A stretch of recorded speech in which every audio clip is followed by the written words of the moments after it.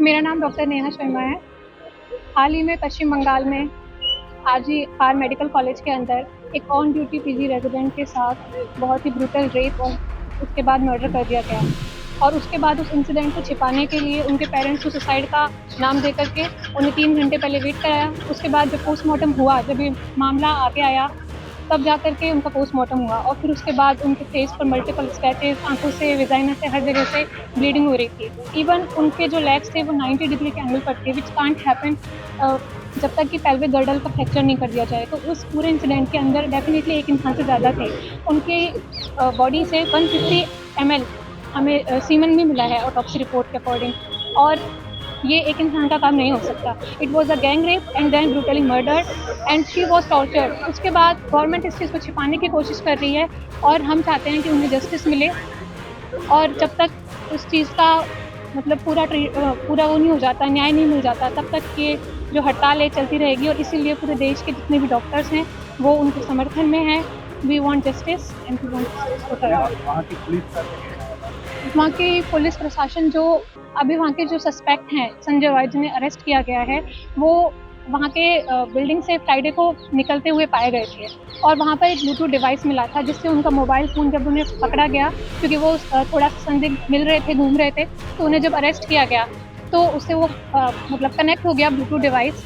पर बात यह है कि वो इंसान खुद एक सिविल वॉलंटियर है कैलकाटा पुलिस के, तो उन्हें कभी भी हॉस्पिटल में आने जाने की परमिशन थी।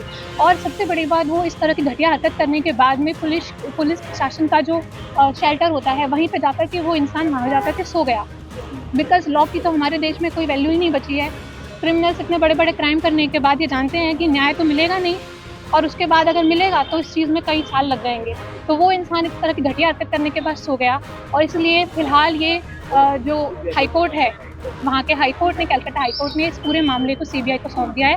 और सबसे बड़ी बात, सीबीआई के वहाँ पर आने से पहले ही पूरी की पूरी बिल्डिंग के अंदर 2 से 3 हज़ार की संख्या में मॉब आकर के इकट्ठी हो गई और उसने वहाँ पे जितने भी एविडेंसेस थे उनको टेम्पर करने के लिए पूरे हॉस्पिटल के अंदर तोड़-फोड़ कर दी। डॉक्टर्स के ऊपर अटैक किया गया और इसलिए वेस्ट बंगाल की पुलिस के फिलहाल कोई उम्मीदें बची नहीं है।